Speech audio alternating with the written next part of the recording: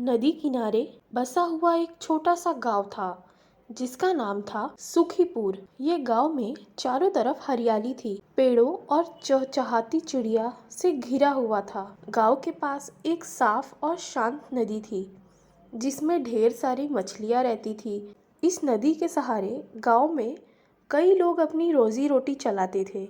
वे लोग रोज सुबह सुबह नदी पर जाकर मछलियां पकड़ते थे और शाम तक उन्हें बाजार में बेचते थे। इस गांव के पास एक बड़ा सा बरगद का पेड़ था। उस पेड़ पर रहता था एक कौवा जिसका नाम था कालू। कालू देखने में तो आम खोए जैसा था, लेकिन दिमाग से बहुत तेज था। वह हर समय इधर उधर की बातें सुनता, लोगों को देखता और मौके का फायदा उठाने की सोचता रहता था। लेकिन कालू में एक बहुत बड़ी बुरी आदत, लालच। कालू को मेहनत करना बिल्कुल पसंद नहीं था।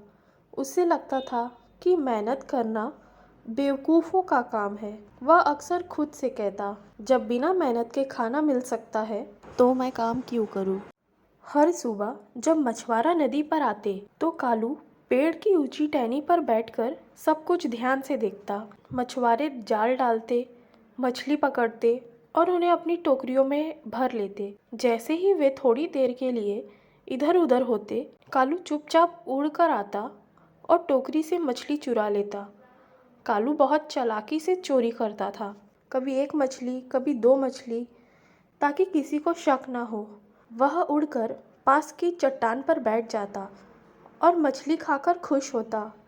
वह हंसते हुए कहता, वाह क्या जिंदगी है, ना मेहनत ना परेशानी, बस मज़े ही मज़े। धीरे धीरे यह उसकी रोज़ की आदत बन गई। अब तो उसे मेहनत से खाना कमाने का ख्याल भी नहीं आता था। लेकिन दूसरी तरफ मछुआरा बहुत परेशान था। हर दिन उसकी कुछ मछलियाँ गायब हो जाती थी। एक दिन एक मछुआरे ने कहा, अजीब बात है, मैं जितना मछली पकड़ता हूँ उतना घर नहीं पहुँचती। दूसरे ने कहा, ज़रूर कोई चोर है।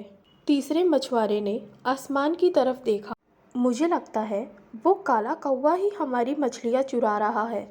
सबने मिलकर कालू को देखा।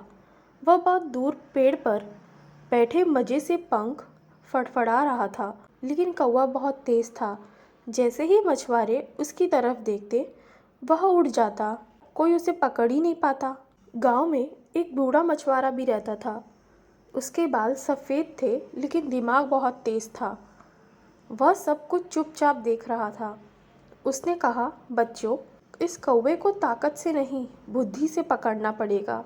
इसकी सबसे बड़ी कमजोरी है लालच। सब मछुआरे ध्यान से उसकी बात सुनने लगे। बूढ़े मछुआरे ने अपनी योजना बताई। सब उसकी बात सुनकर मुस्कुरा दिए। अगले दिन सुबह मछुआरा पहले ही नदी पर आ गया, लेकिन आज एक बात अलग थी। बूढ़े मछुआरे ने अपनी टोकरी के ऊपर एक बहुत बड़ी चमकदार और तेज़ मछली रख दी। बाकी सारी मछलियाँ उसने कपड़े से ढक दी।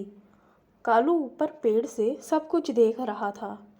जैसे ही उसकी नज़र, उसकी आंखें चमक उठी। वह मन ही मन बोला, इतनी बड़ी मछली, आज तो किस्मत खुल गई। कालू ने बिना सोचे समझे उड़ान भरी। उसका पूरा ध्यान बस उसी बड़ी मछली पर था। जैसे ही कालू ने मछली पर झपटा मारा, बड़े मछुआरे ने फुर्ती से उसे पकड़ लिया। कालू घबरा गया। वह फड़फड़ाने लगा और डर के मारे बोला, काओ काओ, मुझे छोड़ दो, मैं फिर कभी चोरी नहीं करूँगा। उसकी चालाकी अब काम नहीं आ रही थी। मछुआरा गुस्से में था, लेकिन बूढ़ा मछुआरा शांत था। उसने कहा, हम तुम्हें नहीं मारेंगे, लेकिन तुम्हें ऐसे सबक देंगे कि तुम जिंदगी भर याद रखोगे। उसने कालू के कुछ उड़ने वाले पंख काट दिए। अब कालू उड़ नहीं पा रहा था। वह ज़मीन पर बैठा था, शर्मिंदा और दुखी। दूसरे पक्षी आए और उसे देखकर हंसने लगे। एक कबूतर बोला, देखो लालच का नतीजा। कालू की आंखों से आंसू निकल गए। उसे पहली बार अपनी गलती का एहसास हुआ। कई दिनों तक कालू उड़ नहीं सका। उसे छोटे छोटे दाने ढूंढकर खाना पड़ा। अब उसे मेहनत की कीमत समझ में आने लगी। वह खुद से कहता, काश मैंने लालच नहीं किया होता। समय बीता। धीरे धीरे उसके पंख फिर से उग गए, लेकिन अब कालू बदल चुका था। अब वह चोरी नहीं करता था, वह खुद मेहनत से अपना खाना ढूंढता। वह छोटे कछुओं को समझाता, बच्चों, लालच बुरी चीज़ है।